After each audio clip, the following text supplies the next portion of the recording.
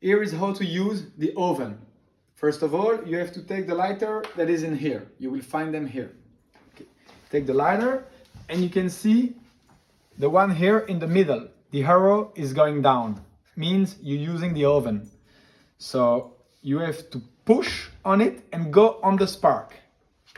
You keep pushing for a few seconds. Then you go with your lighter in the hole there. Up, and you can see the flame now. It's not always working at the first time.